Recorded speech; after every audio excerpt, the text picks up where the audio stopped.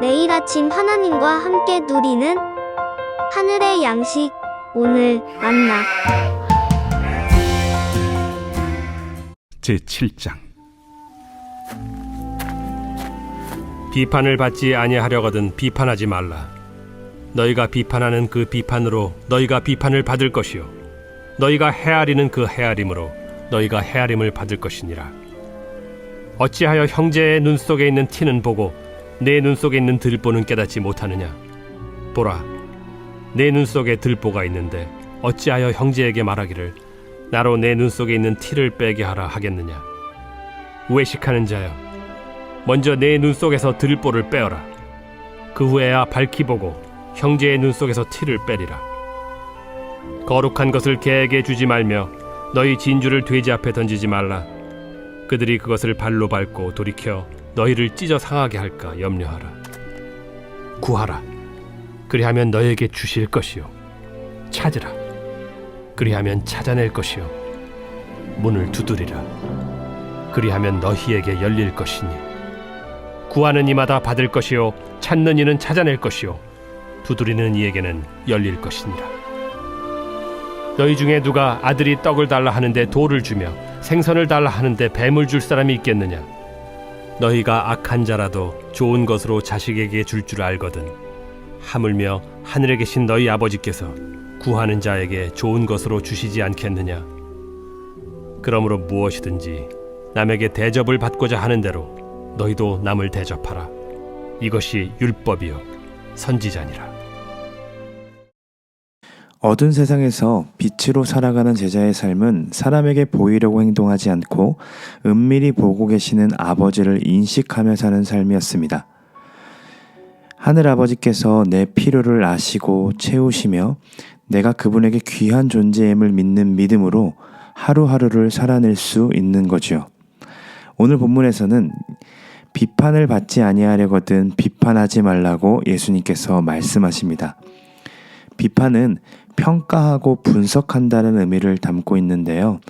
예수님께서 비판하지 말라고 말씀하시는 것은 그리스도인으로서 분별력도 없이 모든 것을 수용하라는 말씀이 아닙니다. 여기서 말씀하시는 비판은 자신을 높이 사기 위해 누군가를 평가하고 헐어내리는 태도를 그치라는 말씀입니다. 왜냐하면 사람에 대해 판단하고 비판하는 것은 재판장이신 하나님의 자리를 취하는 행동이며 하나님의 형상 자체를 비난하는 행위이기 때문입니다. 그러면 왜 우리는 누군가를 비판하고 싶어 할까요? 첫 번째로 그 마음의 근원을 살펴보면 내 존재는 그와 다르다는 것을 드러내고 싶어 하기 때문입니다. 선거철이 될 때마다 많은 당과 후보들은 네거티브 전략을 펼칩니다. 자신이 가지고 있는 정책에 대해 확신을 갖게 만들기보다 자신과 다른 당과 다른 후보를 철저하게 내리깎으면서 자신은 다르다라고 말하는 거죠. 바리새인들도 그랬습니다. 누가복음 18장에 나오는 바리새인의 기도를 보면 나는 다른 사람들 토색, 불의, 간음을 하는 자들과 같지 아니하고 이 세리와도 같지 아니함을 감사합니다라고 말하면서 그 사람들을 비판함으로 자신의 의를 드러내고자 합니다.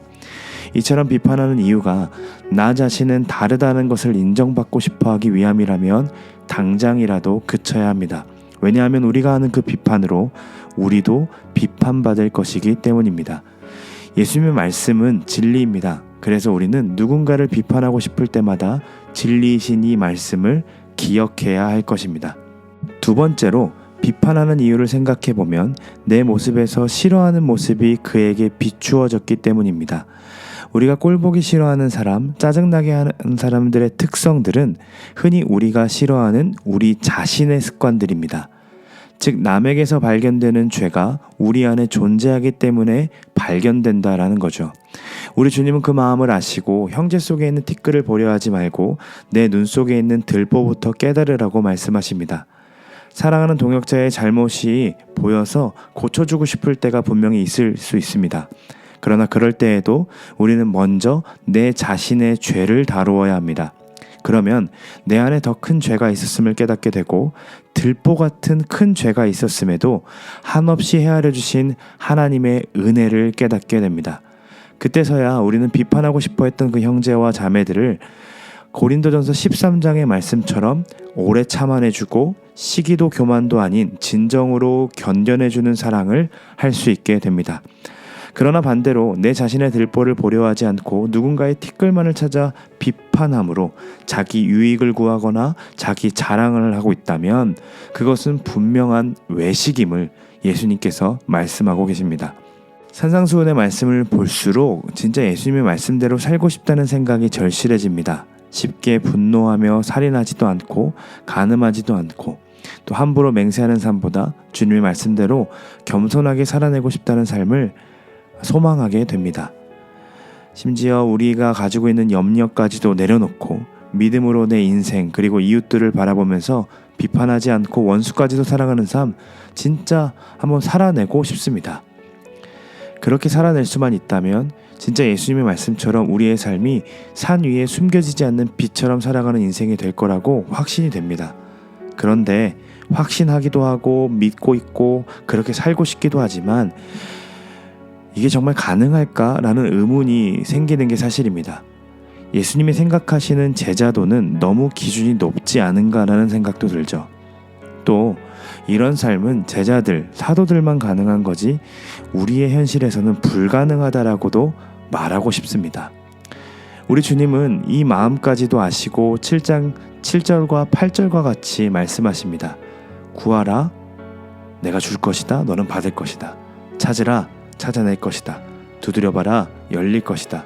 이렇게 2번씩이나 반복하면서 이야기하시므로 구하고 찾고 두드리는 삶이 이 제자의 삶 속에서 얼마나 중요한지를 강조하고 계시는 거죠. 구약의 하나님은 이스라엘의 백성들에게 산 위에서 율법을 선포하셨습니다. 그 율법은 이스라엘 백성들이 살아갈 가나안 땅에서 구별되게 살아갈 수 있는 기준을 제시했고 무엇이 죄이고 무엇이 의인지를 가르쳐 주었습니다. 그러나 예수님이 산에서 전하시는 이 말씀은 율법을 뛰어넘어 율법을 완성시키는 말씀이었습니다. 즉 예수님은 이것을 지켜야만이 구원을 받을 수 있다라고 말씀하신 게 아니라 당신께서 이제 구원하시고 이들을 의롭게 하실 것이기에 의로운 사람은, 구원을 받은 사람은 이렇게 살아내게 되어 있다는 것에 대해서 말씀하고 계시는 거죠. 즉 산상수훈 말씀은 구원받기 위해 지켜야 하는 말씀이 아니라 구원받은 자들에게 나타나는 삶의 모습인 겁니다. 그런 의미에서 7절부터 12절의 말씀을 보면 지금까지 말씀하신 산상수훈의 모든 말씀들이 우리의 힘으로는 지켜낼 수도 없고 이겨낼 수도 없음을 아시기에 하시는 말씀처럼 느껴집니다. 즉 너희 힘으로는 지킬 수도 없고 이겨낼 수도 없으니 이러한 삶을 구하고 찾고 두드리라고 말씀하고 계시는 거죠. 구하고 찾고 두드리라는 말은 내가 원하는 무언가를 이루기 위해서 마치 요술램프를 구하듯이 그렇게 기도하라는 말씀이 아니라 5장부터 시작된 제자의 삶이 내 삶에 현실화되고 이루어지기를 바라는 마음으로 구하고 찾고 두드리라고 말씀하고 계시는 겁니다. 물론 우리가 나의 유익을 구하는 것이 아니라 하나님의 뜻대로 살기 위해 구하고 찾고 두드린다 해도 즉시 응답하시지 않을 때도 있습니다. 그래서 우리는 이해하기 힘든 일들로 인해 또 넘어지기도 하고 하나님에 대한 신뢰를 잃어버리기도 합니다. 그러나 우리의 모든 것을 아시는 예수님은 기도를 들으시는 분이 어떤 분이신지를 한 번 더 말씀하시면서 포기하지 말고 믿음 잃지 말고 계속해서 아버지 앞으로 와서 구하고 찾고 두드리라 말씀하십니다. 그분이 어떤 분이십니까? 11절을 보십시오. 그분은 좋으신 하나님이십니다. 동일 본문인 누가복음 11장을 보면 그분은 당신께 줄 수 있는 것 중에 가장 좋은 것, 성령까지도 자녀들에게 내어주시는 분이 하나님 아버지이십니다. 정말로 우리 하나님 좋으신 분이십니다. 그토록 사랑하셨던 자기 아들까지 우리에게 주실 만큼, 그리고 거룩하고 거룩하신 성령 하나님을 한시도 거룩하지 못한 자인 우리 옆에 동행하도록 하실 만큼 우리를 너무나도 사랑하시는 좋으신 아버지이십니다. 사랑하는 여러분, 우리 하나님이 얼마나 좋으신 분인지를 발견하고 발견할 때마다 우리는 누군가를 내리깎으며 나 자신을 드러내고자 했던 것까지 그치게 되는 것을 보게 될 겁니다. DTS 훈련이 우리에게 주는 가장 좋은 유익 중에 하나가 율법적으로 무섭게만 느껴졌던 하나님을 참 좋으신 아버지로 인식하게 만든다는 겁니다.